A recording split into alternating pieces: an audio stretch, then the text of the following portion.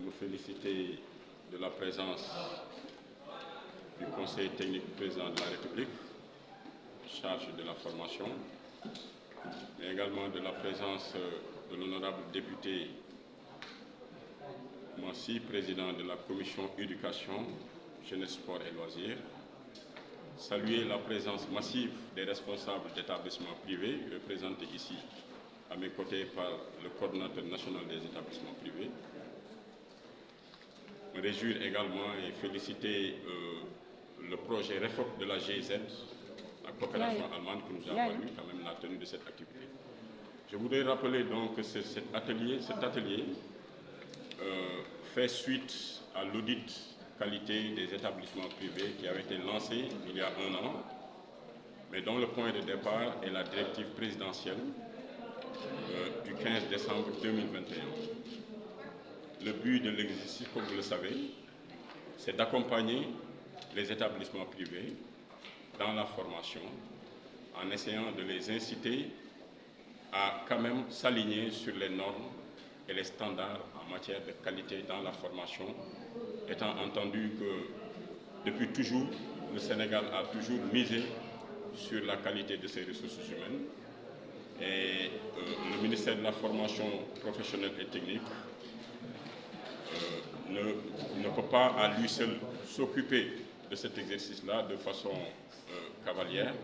C'est plutôt, nous avons pensé, dans le cadre d'une dynamique en tout cas de co-construction, de partage avec les acteurs du privé, les convier pour approfondir un peu dans le cadre donc, du partage des résultats des audits des établissements privés, mais également recueillir leurs avis et suggestions pour qu'on puisse ensemble améliorer la qualité, le contenu dans la formation au bénéfice de notre pays, mais particulièrement de la jeunesse.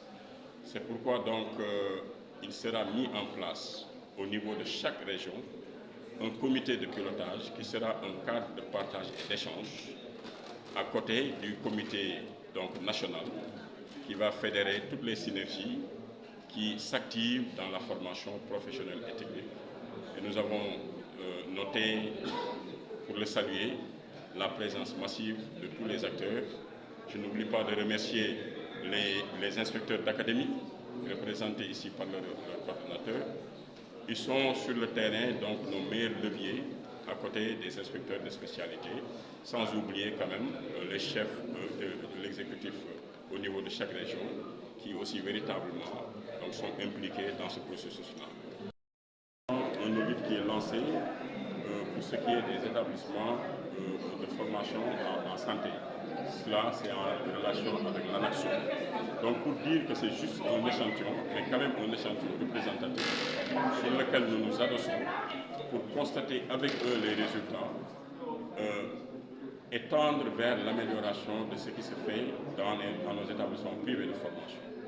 Je rappelle que la dynamique ou bien l'esprit n'est pas de tendre vers la répression, loin s'en faut, mais il s'agit d'identifier avec les acteurs les points à améliorer et les accompagner techniquement et institutionnellement pour qu'on puisse améliorer l'existant.